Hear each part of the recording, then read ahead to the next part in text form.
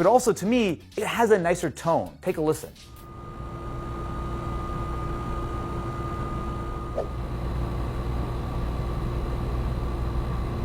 So it's about a 2 decibel difference, which is in the neighborhood of about 20% quieter, which is substantial, but it's not just the volume, it's actually the tone. So the original PS5 Pro, to me, it has a little bit more of like a higher pitched noise. For the new PS5 Pro, it's a little bit of a lower sort of like hum. And just to confirm things, we're also now running Gran Turismo 7, a game which has been optimized for the PS5 Pro, and we're seeing very similar results. The 2025 model is consistently a few percent lower when it comes to the wattage. Now, I do want to try one more thing, since this is obviously not that demanding.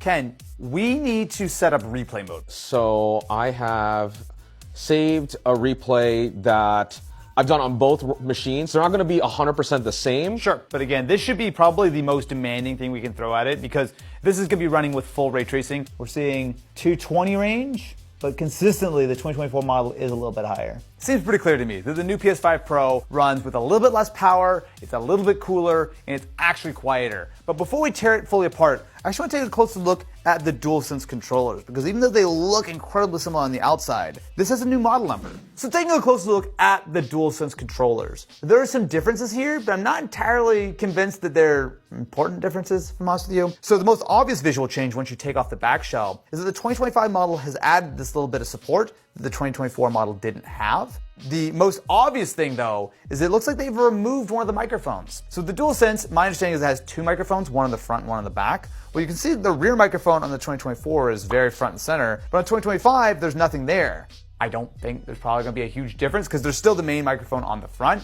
Something to point out. The battery is also different. So even though it's the same size, it's a different part number, the new 2025 model has a different connector compared to the 2024. There's some other smaller things we noticed. So some of the things, for example, the motors and the handles, they're different parts from different companies. Now, I couldn't tell a difference when I was playing these back to back. So it could just be a thing where Sony just sourced for multiple companies the same general part. But not a big difference if I'm honest with you. But it is a new DualSense. So let's see what's lurking inside the PS5. The first step to any good disassembly is the most difficult part of tearing apart a PS5, taking off the side panels. I can't do it. This is like the 7th time we've taken apart a PS5. I know, and I scratch it half the time. And you still can't.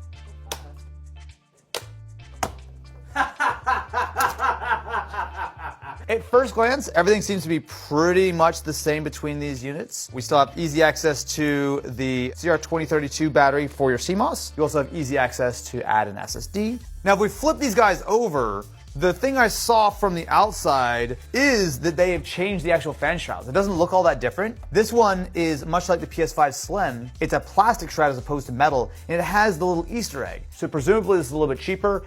Oh, I think the heatsink is different. I can see it's got that same different colored copper from the PS5 Slim. So I guess there's only one thing for it. Time to tear down.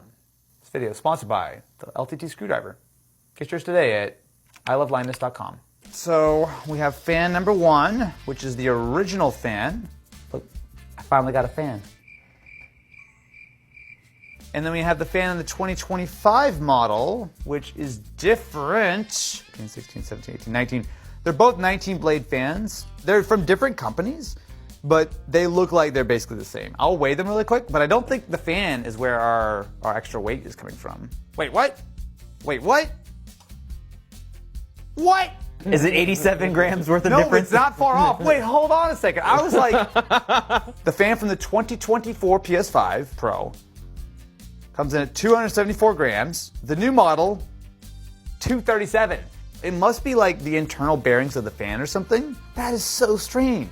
So that's about half of our weight difference right there. All right, well, there's nothing else for it. Time to fully disassemble our PS5 Pro.